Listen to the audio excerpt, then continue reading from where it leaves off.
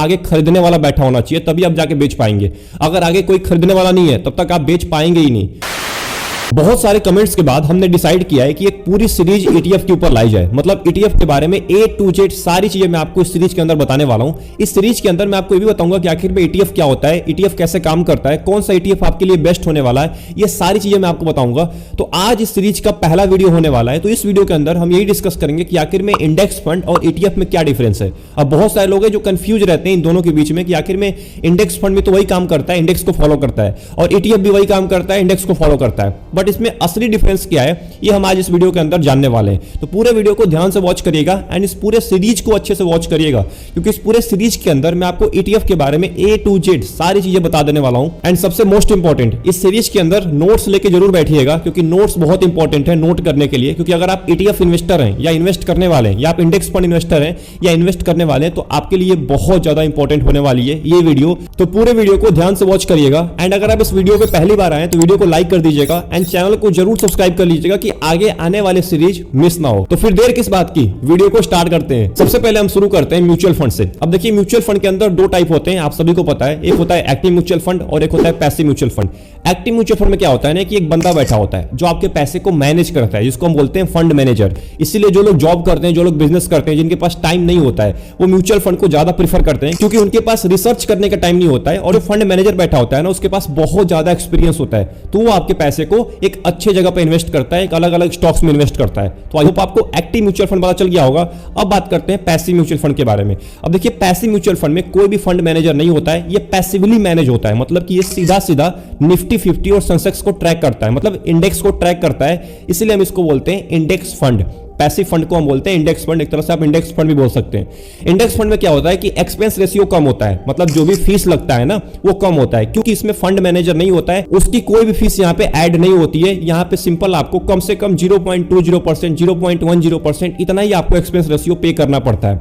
तो index fund में अगर आप पैसा इन्वेस्ट कर रहे हैं तो आप एक सेफ इन्वेस्टर हैं और आपको लंबे टाइम तक 12 से लेकर 13% का रिटर्न चाहिए नॉर्मल। तो चलिए, अभी तक तो हमने समझा कि आखिर में इंडेक्स फंड क्या होता है एंड एक्टिव म्यूचुअल फंड क्या होता है। अब आते हैं ETF के ऊपर कि आखिर में ETF क्या होता है, एंड इसके बाद में कंपेयर करने वाला हूं ETF और इंडेक्स फंड को, जहां मैं आपको यह भी बताऊंगा कि ETF की वो स्ट्रेटेजी, कैसे आप ETF के अंदर पैसा इन्वेस्ट कर सकते हैं और कहां पे नहीं इन्वेस्ट करना चाहिए और कहां पे इन्वेस्ट करना चाहिए, ये भी मैं आपको बताने वाला हूं। ETF का मतलब हुआ एक्सचेंज ट्रेडेड फंड, यानी कि स्टॉक एक्सचेंज पे इसको ट्रेड किया जाता है, इसको खरीदा और बेचा जाता है। म्यूचुअल फंड में ऐसा नहीं होता है, क्योंकि म्यूचुअल फंड में ट्रेडिंग डे के लास्ट में आपको यूनिट अलॉट होता है लास्ट में, बट यहां पे आप लाइव मार्केट में ही स्टॉक एक्सचेंज पे इसको ट्रेड कर सकते हैं, इसको खरीद सकते हैं और बेच सकते हैं। सबसे मोस्ट इंपॉर्टेंट, ETF के अंदर भी एक्टिव ETF होता है और पैसिव ETF होता है। एक्टिव ETF बहुत ही कम होते हैं, लगभग 1 से 2%, पैसिव ETF ही ज्यादा होते हैं। तो पैसिव ETF का मतलब हुआ कि इंडेक्स को सीधा फॉलो करता है, वहीं 12 से लेकर 13% का आपको रिटर्न यहां पे भी मिलेगा, जैसे इंडेक्स फंड में आपको मिलता है।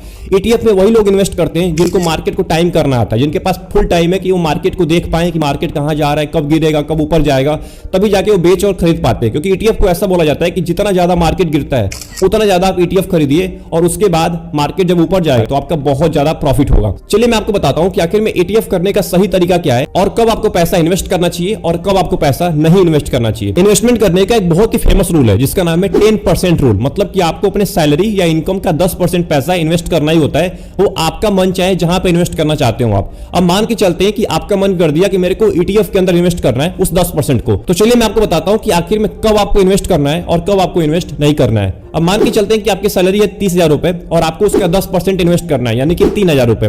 तो 3,000 रुपए को अगर हम पूरे महीने में डिवाइड कर दें, एक महीने में, तो हुआ रोज का 100 रुपए। मतलब रोज के 100 रुपए आपको ETF के अंदर इन्वेस्ट करना है, इससे कम आपको ETF के अंदर नहीं डालना है। मतलब 100 रुपए या 100 रुपए से ज्यादा भी हो सकता है, मतलब 100 रुपए आपको इन्वेस्ट करना ही करना है रोज का। अब मान के चलते हैं कि आज 19 तारीख है और आज मार्केट डाउन हो गया और आपके माइंड में घंटी बजी कि यार ना मेरे को ETF कर लेना चाहिए, आज 100 रुपए मेरे को इन्वेस्ट कर देना चाहिए। तो आपने मार्केट डाउन में 100 रुपए लगा दिए 19 तारीख को। अब कल या परसों यानी कि 20 तारीख और 21 तारीख को मार्केट ऊपर रहा, कल डाउन हुआ ही नहीं, परसों भी नहीं डाउन हुआ मार्केट, तो आपको 20 और 21 तारीख को पैसा इन्वेस्ट नहीं करना है। फिर आपको 22 तारीख का वेट करना है। 22 तारीख को दोबारा मार्केट डाउन हुआ तो 22 तारीख को आपको पैसा इन्वेस्ट करना है और आपको 100 रुपए इन्वेस्ट नहीं करना है, वहां पे 20 तारीख और 21 तारीख वाला भी पैसा इन्वेस्ट करना है, मतलब कि 300 रुपए। 20, 21, 22 3 दिन का आपको उठा के 300 रुपए 22 तारीख को इन्वेस्ट कर देना है जब मार्केट डाउन होगा।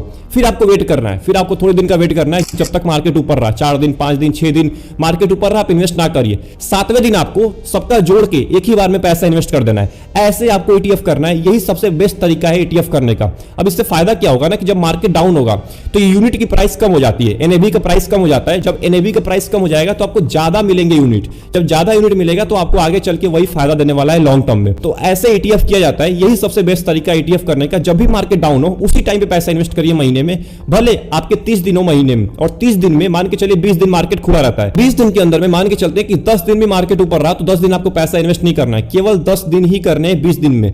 तो ऐसे आपको अपने ETF को कंटिन्यू करना है और एक बेटर इन्वेस्टमेंट करना है ETF के अंदर।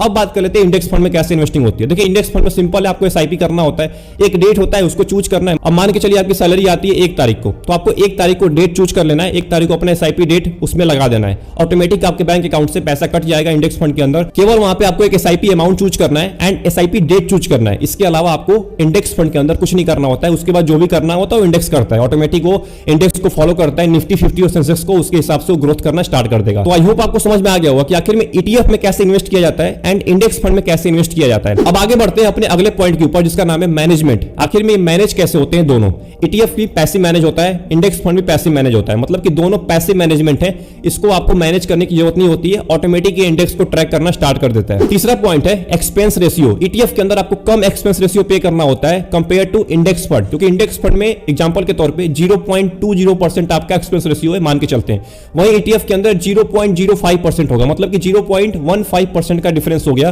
तो ऐसे यहां पे ETF का एक्सपेंस रेशियो कम होता है और इंडेक्स फंड का एक्सपेंस रेशियो ज्यादा होता है। चौथा पॉइंट है मिनिमम इन्वेस्टमेंट। इसमें आप मिनिमम इन्वेस्टमेंट कर सकते हैं। अब देखिए ETF के अंदर और इंडेक्स फंड के अंदर दोनों के अंदर आप 100 रुपए से भी स्टार्ट कर सकते हैं, क्योंकि बहुत सारे ऐसे म्यूचुअल फंड है इंडेक्स फंड के अंदर जो 100 रुपए से भी आपको SIP करने का ऑप्शन देते हैं। ETF के अंदर आपके ऊपर डिपेंड करता है, वो तो 100 रुपए से भी आप कर सकते हैं, 200 रुपए से भी कर सकते हैं, 300 रुपए कर सकते हैं। मैंने आपको एग्जांपल दे दिया 100 रुपए वाला, तो दोनों के अंदर आप मिनिमम इन्वेस्टमेंट कर सकते हैं। पांचवा पॉइंट है ब्रोकरेज चार्ज। अब देखिए ETF के अंदर ब्रोकरेज चार्ज होता है क्योंकि ये स्टॉक एक्सचेंज पे इसको ट्रेड करना होता है, तो जो भी स्टॉक एक्सचेंज पे ट्रेड होगा उसमें आपका ब्रोकरेज चार्ज लगेगा ही लगेगा। बट इंडेक्स फंड के अंदर ऐसा कुछ नहीं है क्योंकि वहां पे स्टॉक एक्सचेंज पे ट्रेडिंग नहीं होती है। छठवां पॉइंट है NAV यानी कि नेट एसेट वैल्यू। अब देखिए इंडेक्स फंड के अंदर मार्केट डे मतलब कि जो ट्रेडिंग डे होता है पूरा, उसके लास्ट में आपको NAV अलॉट होता है, बट जो ETF होता है वो लाइव मार्केट में ही आपको NAV अलॉट होता है और उसी के हिसाब से आपको ट्रेड करना होता है। सातवां पॉइंट है रिटर्न। रिटर्न आपको किसमें ज्यादा मिलेगा। अब देखिए इंडेक्स फंड में और ETF में दोनों में सेम रिटर्न मिलता है क्योंकि ये दोनों ही फॉलो करते हैं इंडेक्स को, यानी कि निफ्टी 50 और सेंसेक्स को।